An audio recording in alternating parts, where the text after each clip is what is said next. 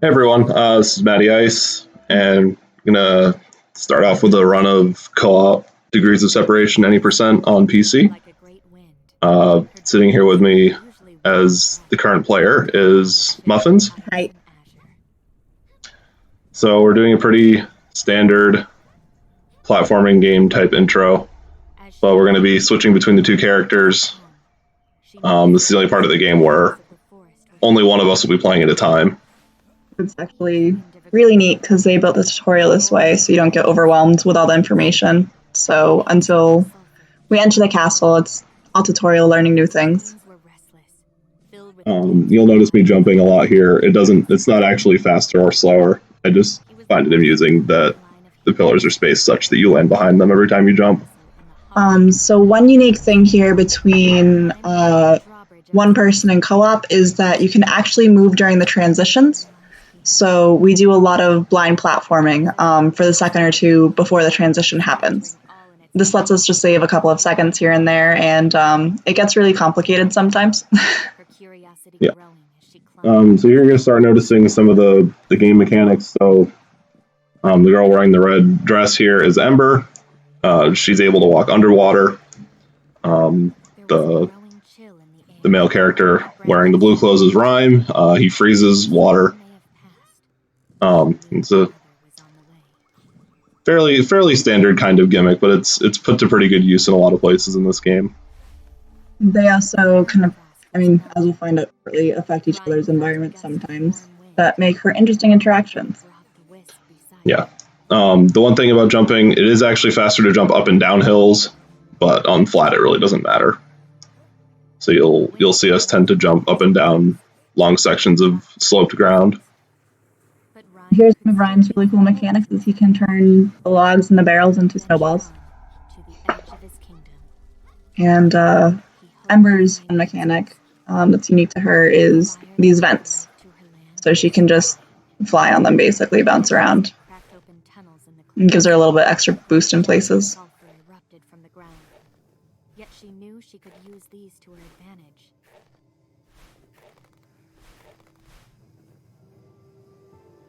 So we'll have a few probably weird sloppy-ish looking platforming moments, but we just got a couple new controllers. We're still getting used to how they feel. Also, I'm bad at platforming. This is not news to any of you. I run mostly platformers, so.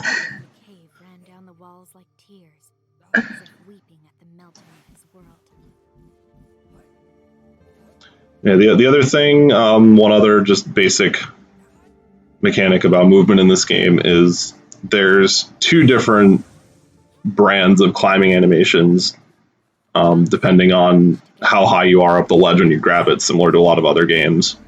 Whenever possible, we want to be grabbing halfway or more up the ledge so that we get the shorter animation for that. The long ones are punishingly slow.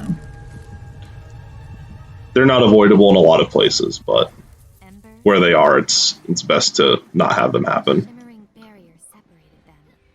So coming up in a second, you're going to see one of the ways that their worlds can interact with each other. Ember can actually walk on the ice that Rhyme leaves behind, and this helps us do a lot of just random little things. This is the cutscene / not cutscene because we actually have to actively press right the whole time to keep the gondola moving.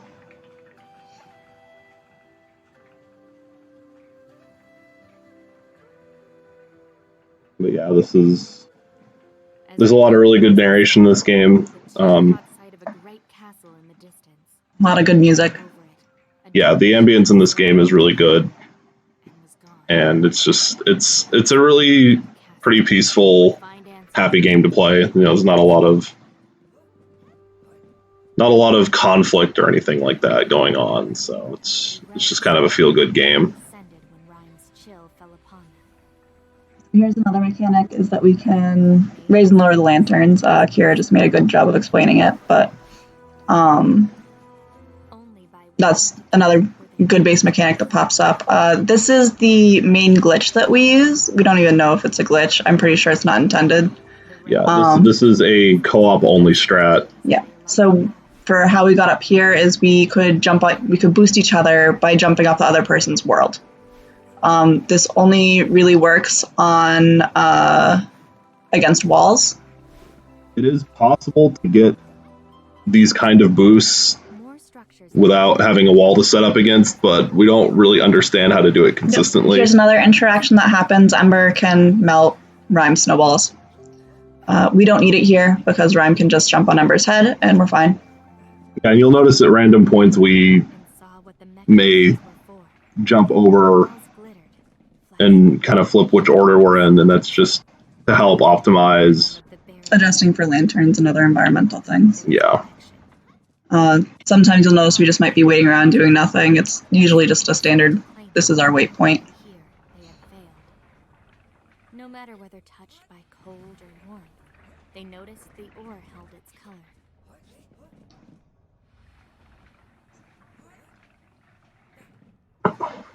So here's one of the first uses of Rhyme can stand on things to grab things that are taller when there's water underneath. So there's a couple situations that dictate Rhyme has to do something or Ember has to do something. But yeah, typically anytime there's a log you have to roll or some kind of steam vent or water, it's going to dictate that one person do it over the other.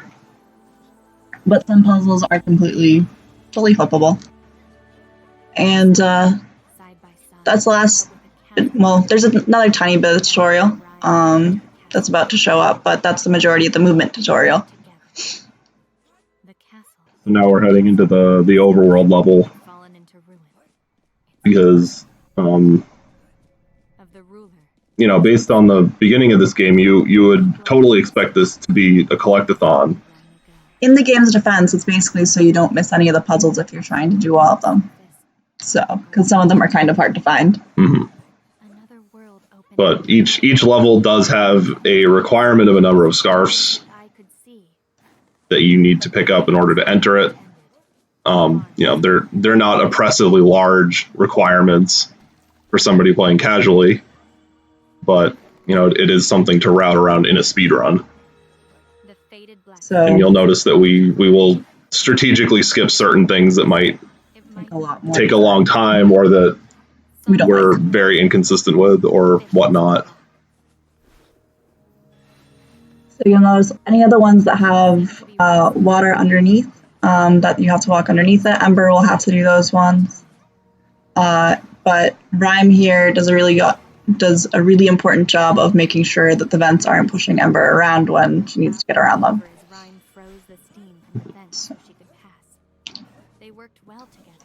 You're going to see us skip over this well and go back to it later, just for some minor travel time optimization. There are a couple of puzzles that we want to do over here that are pretty fast. Normally you're supposed to come in around from the other side of this water wheel, but we found out that it's possible to get up it from the left side. Yep. And this is Ember's hardest trick of the game coming up. You're supposed to jump back, forth, but you can just jump from one to the other. It's fairly precise, and I've spent more time than I like to admit practicing it. I believe that is possible in single player, but it's probably much more difficult because of how the controlling works between the two characters. We did see the any % world record for single player does have it, so that's how we figured it out. Yeah. As far as single player, obviously you're only, unless you're doing something like playing with two controllers, you're only able to control one player at once. These vents get overly finicky. I was kind of rushing it here, and it did not pay off. So.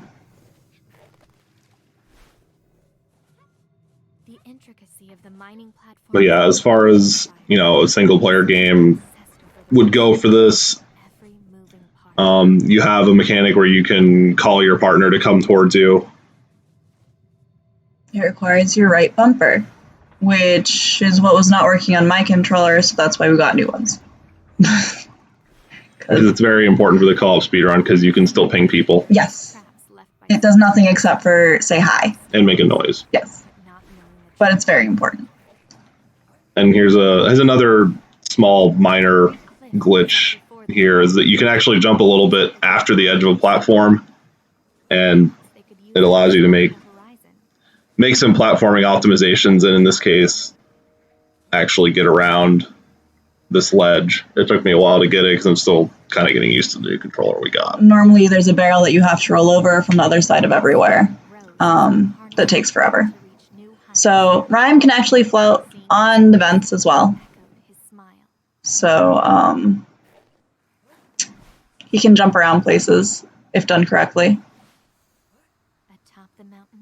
Yeah. It's actually required that Rhyme fly up to get there because there's a vent that shoots Ember off to the side if it's not deactivated. It became a dance between them. But we just go up to the top and grab a checkpoint before we go do these couple short puzzles underneath and go. I actually don't know how to solve the one on the right normally.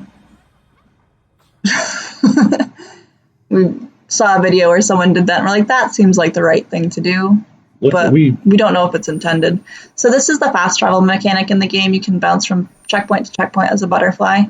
It just helps save time here and there. It's not used very often in the any % speedrun, but it's used very frequently in the 100%. We'll use it more often than not in the overworld once we're going back and forth to some farther apart levels. So again, here's the lantern balancing mechanic, but now we have two that we have to flip back and forth to do what we want. So this obviously dictates where we have to stand a lot more for what order we're running in. We can't just be like, oops, I gotta jump over you. It's no, we both have to be in spots.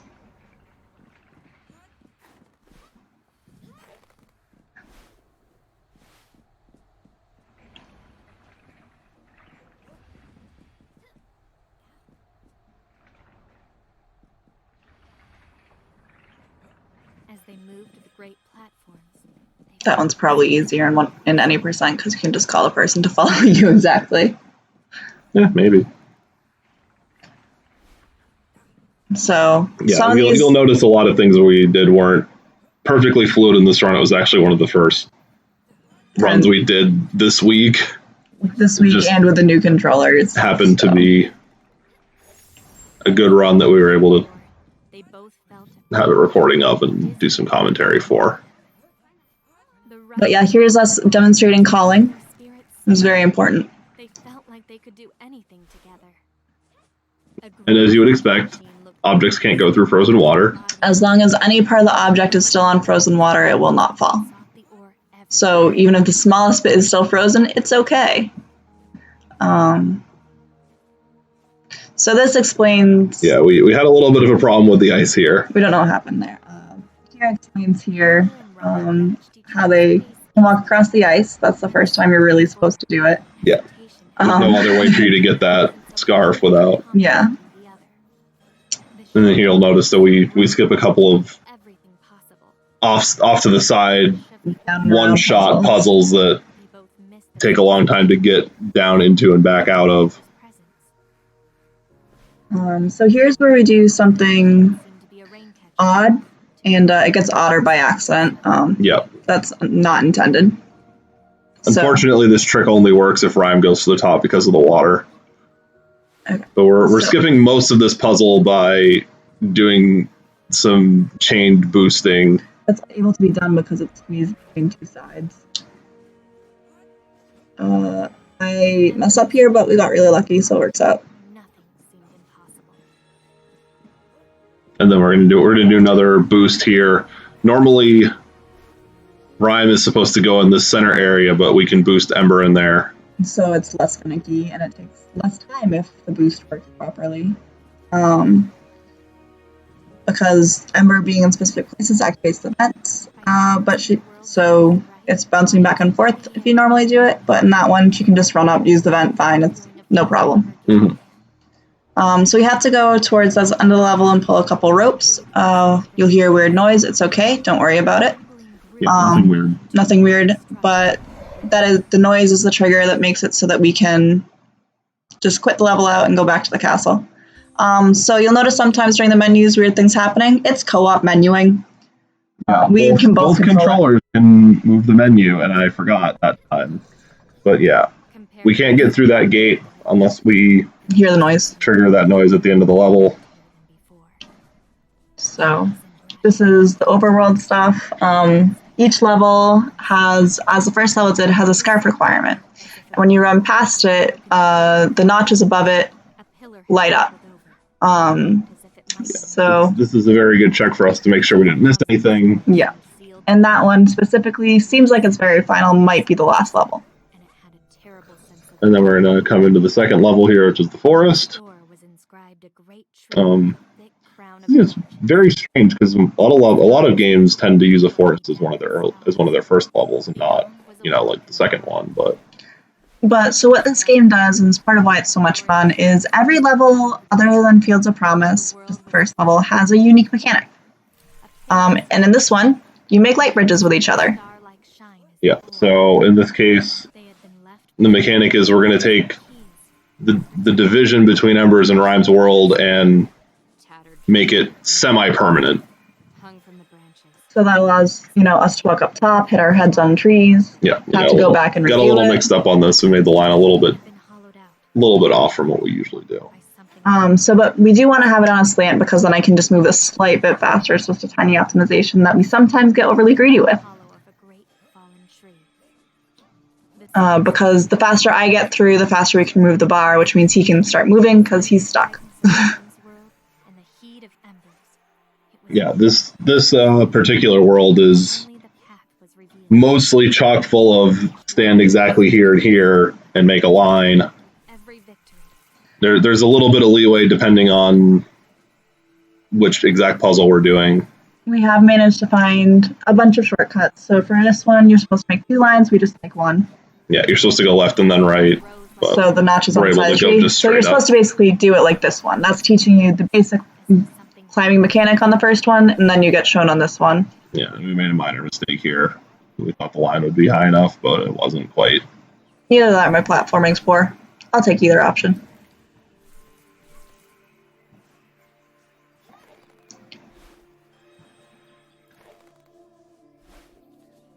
Whenever he makes fun of me for a platforming mistake, I threaten to 1v1 him at an RTS, and then, it all works out.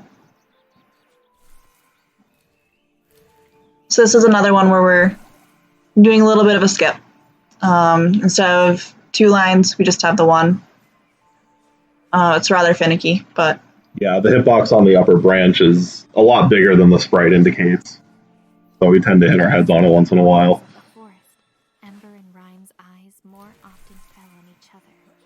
I don't think you'll see it in this run, but depending on the exact angle of lines, you can kind of slide up them. Depending on the exact situation, you can get a pretty big speed boost off of it too. Mm-hmm. It's not particularly useful anywhere because a lot of the areas are completely enclosed, so getting a lot of height doesn't do anything in this game. Here's a little skip. Basically, also the game splits randomly. It's fine, don't worry about it. We just play off screen. So that was a little skip that you can do in a single player as well, where you just run across instead of making a bunch of lines. It's a little bit faster, probably by like 20 seconds. It's significantly faster. When each of the puzzles average out to about 20 to 40 seconds, cutting out the entire length of a puzzle is kind of helpful.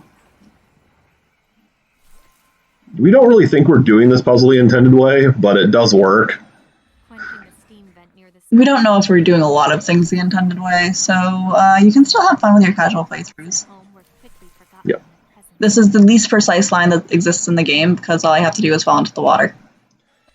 Ember took a brief dive for the scarf, and Rhyme smiled, echoing her happiness. Hello. They climbed ever There's a kitty. the tree's height seeming boundless. The forest and the bridge between them always. Here we're going to be heading up to what's referred to as an observatory. Yes. We're not really going to see a lot of the pretty background behind it. Well, I guess we do, because I got stuck up here a lot. We got clipped. Yeah, sometimes they don't particularly like to fall. If anybody's played Super Meat Boy or seen speedruns of it, it's widely accepted that one of the hardest things to do in platforming is fall straight down. That is highly true in this game as well. The characters are very floaty in the air, so it's hard to kill your sideways momentum and fall straight down if you need to.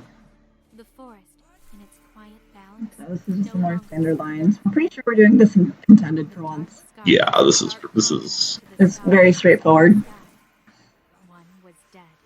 But yeah, we're working with portal light bridges, so this is fine. Branches bent curiously here, forming a loop with one end pointing back the way they had come. So you'll notice something I do if I'm somewhere fast is I just start holding the button as soon as I think I'm in the right spot. It's just basically so I don't forget to push the button. And the good thing is either player can break the line, so, you know, in cases where somebody needs to move early and it's safe to remove the line, they can do that. So this is one of the few puzzles on this level that is very specific person instead of who gets there first. I'm the one that has to go up top because I need to be able to go into the water to get the scarf. There is a thing there that makes it so that Rhyme can't get through. We're very happy we found that one specific line, and it's very useful. So we end this used to be a long puzzle, so we skipped it, but we figured out a better way. Yeah, that you can just do boost. So instead of going down and doing a long puzzle to run around, we're able to just finish it up quick. And then we're gonna quit out of that one. And go right back into it. Yeah. There's one really quick scarf at the beginning of this level that you have to backtrack for if you're doing the level normally. You might notice that you hear noises and stuff during the loading screens. That's because of the thing at the beginning of the tutorial where there's transitions happening. You can move. You can still do that later on when levels are loading. You can basically move as soon as it's loaded the area around you. So he's able to just pop in and be a butterfly immediately. We're going to start backtracking around the castle to get through things. We're actually doing things mostly in order in this for level-wise. Yeah. The intended route, we believe, is supposed to be to go to the forest because it has a very low requirement of, I believe it's only like 10 scarves to get into. 15. Okay. I knew it was multiple of 5. Also, I found a secret area there that he has found multiple times. It isn't actually relevant to any of the category that exists. It's relevant to Steam achievement. Steam and PS4 achievements is what it's relevant to. That's where one of the candles is. There's 2 candles that are hidden around the castle that are in secret rooms. So that's what my head got caught on. Here's another thing that you'll see us do once in a while. It's rope juggling. Juggling is very popular in this game. Yeah. So certain puzzles require you to grab a rope, let go of it, grab it again. So instead of dropping to the ground, we will just kind of hop on and off of it. It's not so much required as it's for that one. Sure. I don't think there's any puzzle that's actually required to do that. What, to grab a rope and let go of it and grab it again? Yeah. Even if you were letting it reset an object? Yes. You can always land on the ground. You're not going to get punished for it. That's what I mean. Like, if you have to hold a rope, let go of it, and then at some other time grab it again. Okay. Yeah, that makes more sense. I just thought you meant the actual jumping up and down without touching the ground. We grab a few scarves on the overworld here. They're just kind of on our way, so it's convenient. That last one, normally you have to have somebody hold a rope like halfway across the map, but we're able to just do a boost and grab the rope instead. Mm-hmm. Here's the mechanic for this one. Is we make things explode when we go close to each other. Yeah. We can also manually trigger a smaller magnitude of explosion as long as we're within... As long as that ball appears. Yeah, as long as we're within a certain distance of each other. That ball between us is there, which we can get exploded. Our cat is fighting a bug in the window. When to dare contact. Yeah, as you can see, I'm having a little bit of a problem with the platforms right there. And I will continue to have another problem with them in a second. It's pretty cool. I didn't have a problem here. He just shoots me directly into the scarf. It's in the middle of the boulder. It's no big deal. So this is one of the scarves that's a bit... the next scarf is a scarf that's a bit harder to find. If you don't know that it's there, just jump on the head, up and around. You'll notice that as we collect things, there's a constellation that pops up and things light up in it. That's essentially our have we done everything we need to. So yeah, and in this case, it's actually showing multiple. There's a glitch with the game that causes multiple levels to overlay their constellations on top of each other. So right now we're seeing both Fields of Promise and here. That's what it looks like to me. Yeah, it's Fields of Promise. It goes all the way over. So we can. The cool thing is that it actually tells you where things are in the level. So if you miss one, you're like, okay, it's above me or to the left. So you can figure it out that way, which is why we're able to tell on the overlay it's Fields of Promise because it's all the way over to the right, because we don't go that far in Forest. As to why he came to conquer, they both felt they knew the answer. The ore. So I had a bit of a brain fart here. I'm like, okay, he jumped on me, we're good. Nope, I need to get launched up. And then she got stuck because it was in a weird spot. Yep. But it works out. And then here's where we learn a slight mechanic that's not really used much in the 90% run, but it's used a lot in the 100% run, where Rhyme can boost her through vents that otherwise she'd be stuck with. So you'll basically notice that the boost in this for the explosions, the boost here for explosions is basically the same thing that we use for the glitches, for jumping on each other's heads. It's much more powerful. Yeah. But it's the same general mechanic that's worked on, and that's why we think that it is the way that it is. So I like to find this ledge here that doesn't actually exist. I do it more often than I should. Yeah, there's some interesting geometry there, and in a few other places in the game. I will just find random ledges everywhere. But we really like the artwork in the game, especially the transitioning between Rhyme and Ember, how everything is actually two works of art. One of frost, one of bright fire. So we call this one girlfriend juggling. It's a mechanic that's not used as much in this run anymore as it was when we started, because we figured out a better route. But it is used in quite a few puzzles and 100% on this level. The ore had been mined and used as a weapon here. The craters in the land, the splintered trees, it was traces of the ore used by human hands. Why had they been allowed to see each other? Yeah, we're going to quit out here on this level. The next few puzzles are quite long and have some significant travel time after them. They're fun, it's just not as fast. Yeah. And then we're going to travel back down to what is also what we think to be the next intended area. We actually, in the 100% route, we do things in completely the wrong order, so the story makes no sense. Yeah.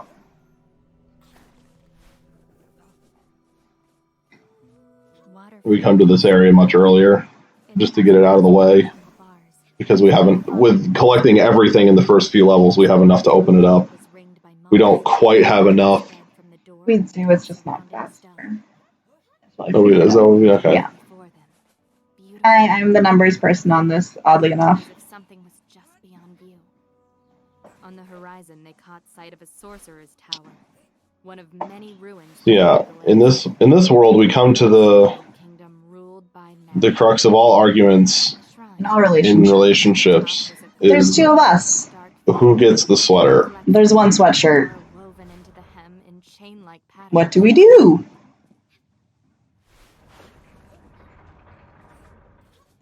You notice what the sweatshirt does is it lets us both be in the same environment.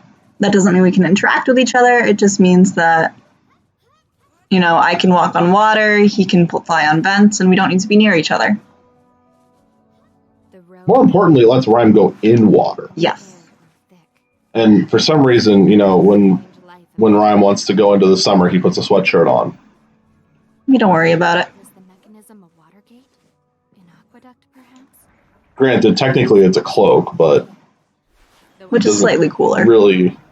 So here we get to see a lot of the off-screen platforming, mainly just because the front foreground objects. It doesn't really bother you in a casual run, but when people are moving around in a speed run, it's rather consistently off-screen. Somehow I can consistently do the off-screen platforming better than the on-screen platforming. We don't worry about it. And here's the big gimmick for this level is Rhyme freezing himself underwater. So that Ember can do things. He's able to use himself as a platform in a lot of places. Or just like here where you can turn off the vents. So this level requires a lot of trust. For example, right there, I need to grab the cloak at the right time or we lose about 5 seconds.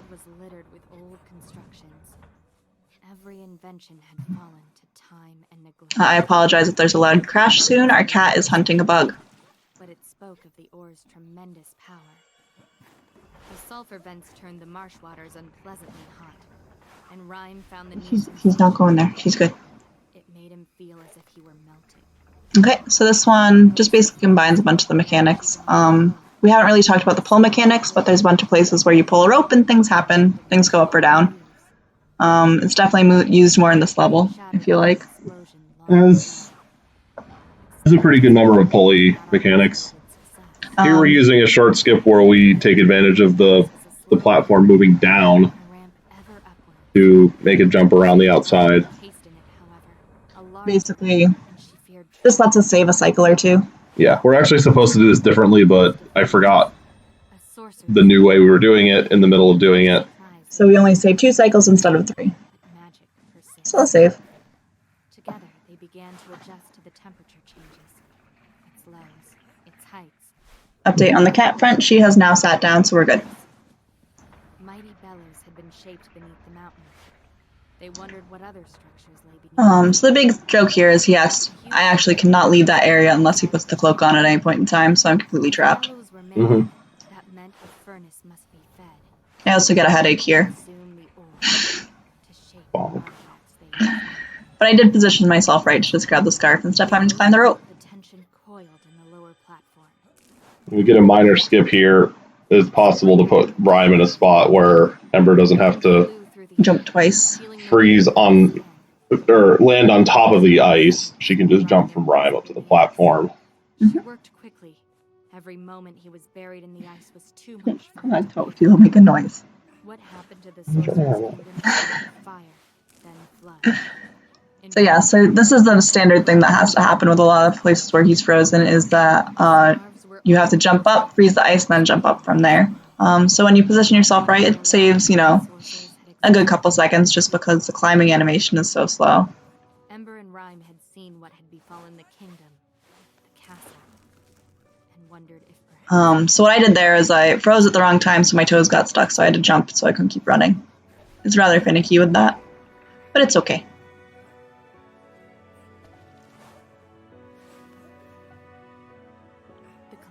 Towers of this world made them. Don't mind me jumping the wrong way. I was just thinking about something that we could do later. If they were to find a way to be together, they would gain much. So this is the place where we like spamming the call button because it looks really cool. Because the ore has the vibrating thing already, so you're tossing more in with it. Somewhere beneath the earth, the cloak shimmered in the light. The chains on the hem sparkled. And I think this is probably one of the coolest looking puzzles in the game if you do it right. We did it right this time. Yeah. So we're very happy with it. It's we call it the windmill because Kira says it's a great windmill. So we just run across, jump, run, jump, and just because of how it's done smoothly, it just looks very effortless and fun. It is really precise to get it to look flowing like that. Fissures in the road above. Straight there, he was able to position himself just right. So I never actually landed, I just kind of floated up and around him. This saves a lot on the climbing animation. Rhyme, even trapped in ice. Despite their differences, at least the air and water were not against them. So we get flung pretty far by objects when they're moving. Had been the water's ally. Yeah, the game does a pretty good job conserving momentum where it makes sense too.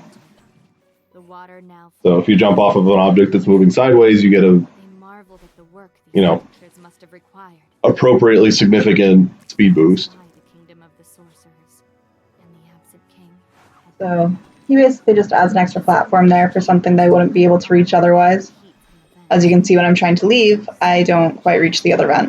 beneath the water. Yet the sorcerer's ambitions for the ore. So he goes around positioning himself the entire level while I'm trying to play catch The up. world below was almost as great as the Yeah, it tends to work out that, you know, at least the way that we've done things, reflecting in the water's you know, Rhyme positions himself, Notice the black sky. Ember No reflection on the ice. goes off and does her thing, and then Rhyme ends up leaving the area first, Towers grew larger. especially on the ones off to the side. We had a bit of a sweatshirt argument here. Yeah. It's normal. We don't usually do it this badly, though. Yeah, our positioning was a little bit different than it usually is, so our timing was off on Ember who was grabs things when. Prime's ice preserved this world and its ruins against the elements, even if only for a short time. On both the battlements and the rises in the road where only the rains could touch, time made its presence felt. Everything was a marker of the past, not whatever. So the hardest part about this puzzle is me remembering to put the cloak on when I'm going across the top. And there we show a little bit of a vertical skip that we can do. It's not so much a skip as a just cool exploit. Yeah, that's the thing I mentioned during the forest level where you can kind of fly up slopes at a certain angle. It works on underwater stuff too.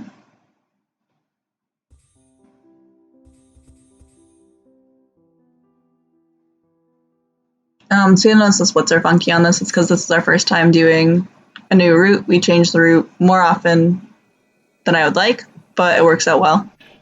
Yeah, we've been consistently changing this route at least once a week for the past month. So we just wanted to make sure we had the most recent going in.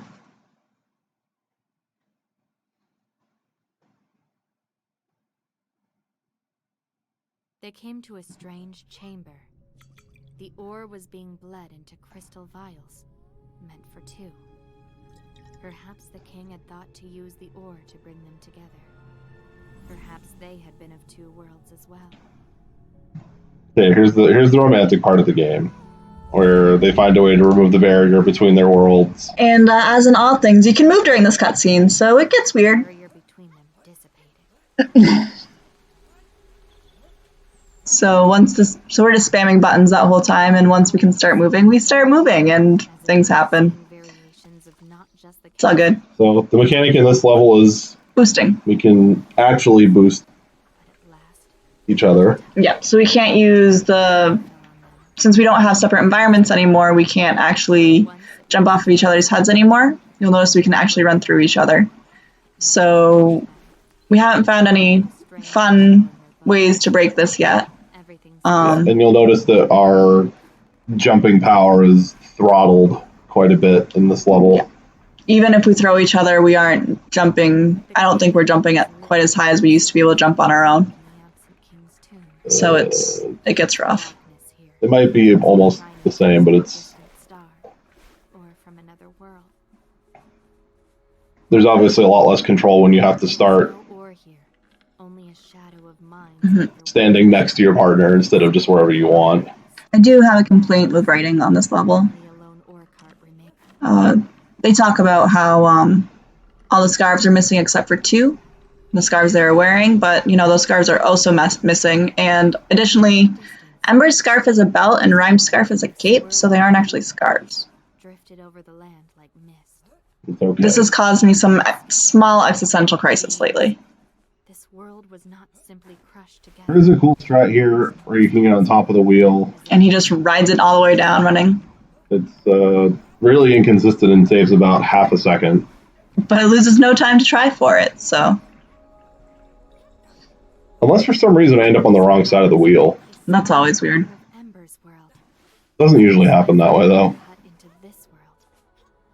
So yeah, you'll see that throughout this level, there are small slivers of The either blue and Ember the or orange. Rhyme's worlds that will affect, as they normally do. There were no scarves here, they noticed. We were really lucky there. The two they had lost. Yeah, I somehow managed to stay up on it. So these parts of the world can still be interacted with the same way they would be for the rest of the game. Unable to cover in frost. Lay here, unaffected. I'm gonna sneeze. I'm gonna mute for a second.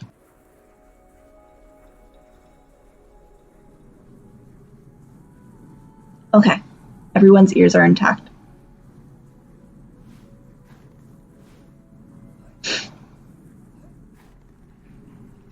So, we can still make the balls out of the logs if we have the blue area. If we have the red area, the balls still melt. If the orange area is still over the vents still go. We haven't figured out if we can abuse the fact that those vents kind of seem like they're going. We feel like we should, but we haven't quite been able to solve that yet. yeah. We also have these movable worlds with the ore in the minecart. Evoking the sulfur jets of Ember's world gave That we'll have to use a couple times to manipulate things going on. They were together. But if this was the result, would that mean And this is where we find out that Muffins is always lucky. I don't think I missed that. The swords were melded with the runic Maybe once. And I don't look or time it at all. Yeah. We've never actually... I assume it's on a global timer of some kind, or at least like a global timer within the level. But we've never quite been able to figure out exactly what it is, and I just jump blindly and trusting it, and it works. So clearly, just trust the game. It also knows best. Doesn't really matter because, as long as one person gets over, they can start this puzzle because the setup time for the puzzle is really long. You have to push the minecart all the way over to the side. So as long as somebody's there, it doesn't really matter how long the person takes as long as they get there within reason. So here's where I remember to do something. I'm proud of me. It's not... So I'm going to be doing some rope juggling here to let her fall down easier. Except I kind of messed it up. We both remember different parts of different puzzles for the most part, so... We basically remind and talk to each other about the various parts, and I get very excited when I remember the ones that Matt usually remembers. The breath of Rhyme's world, however temporary, provided a means of escape. So yeah, going down is hard.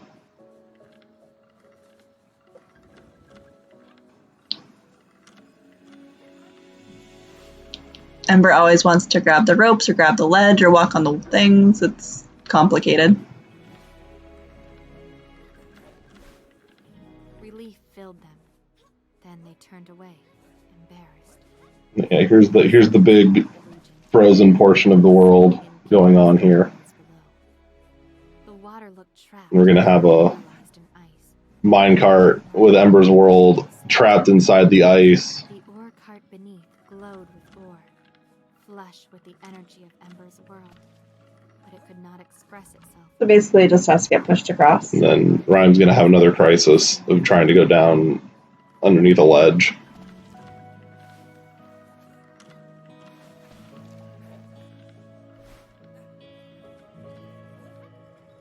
They descended into a cave of glittering ice.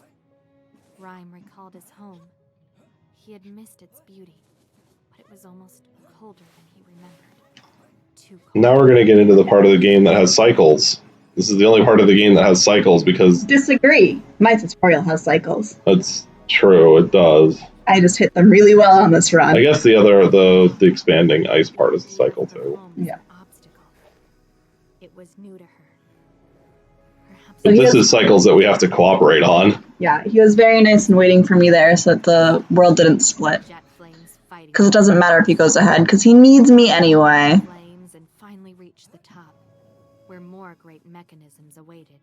A furnace in the middle. Yeah, this vent is really weird in that if you throw the person at the wrong time, it doesn't reach the rope, but eh.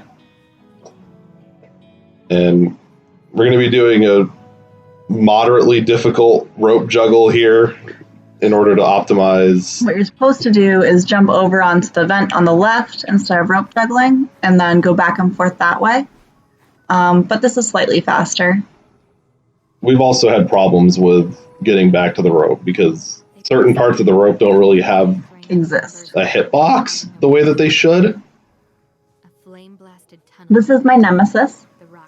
Yeah, this is the actual boss. Yeah. I have no concept of how to run with these times. Except you got it right this time. I did it right this time, but it has definitely been a lot of practice and a lot of cranky to get through that. But yeah, that was done about as well as we're capable of. Going to do it within reason, given that it's towards the end of the game. The hard part of this game is there's no actual way to practice a lot of the things. There's no markings for where the scarves used to be. There's no scarf. So basically everything to make sure you're doing it right, you have to do on a fresh run. Yeah, it's not like a lot of, other collectathon type games like Super Mario 64 has, the stars become ghosts so you can grab them again whenever you want. This game doesn't have that. And you'll also notice that in this level, there are no checkpoints, so we can't butterfly around to practice specific jumps or routes or anything like that in this level either. Yeah, we're only ever able to practice the entire level or up to a certain point and then quit. The flames were like steps. The developer has mentioned that he has considered putting in ghost scarves, but that just hasn't happened yet. So now we're finally getting to the end, and welcome to the plot. We're gonna kill a dragon now. Yeah, remember that noise that we told you not to worry about? It was a dragon. It is the dragon. So the dragon's actually in every level, except we don't get to the end of all the other levels. So you don't super notice. There's one level where you can just ignore the dragon and run by it, but that's fine too. This one, you just collapse a house onto it. No big deal. Beat the final boss. Everything's fine. And then comes the most important part of the game, which I forgot to do in this run. Is he can get boosted in the silliest manner in a way that saves and loses 0 time. Yeah. At the end of the game, you get a choice of, what world you go to. You can either go back to your own worlds, or you can go to separate worlds. And if you go to a separate world, only one person has to make that choice. Yeah. However, Rhyme cannot stand in Ember's world, so if Rhyme is there when stuff starts coming up, he gets tossed. Yeah, it throws me over to the side. Ember can't get over to the other side fast enough to get tossed in the other direction, so oops. Yeah. So that's any percent. So yeah, that was a surprise world record. Yeah.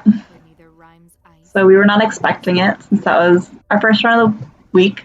With a new route. With a new route. Controllers. Yep. So that turned out better than expected. So that's any percent. There's one more level that hasn't been touched in this that has my favorite mechanic and my favorite movement. It's just not as fast to get through it. And that is shown in 100%. Yep. Because it's, part of 100% of the game. Perhaps not as bright as a world of fire, nor as beautiful as a sculpture of ice, but something more human and not at all empty, strengthened by a bond that could not be separated.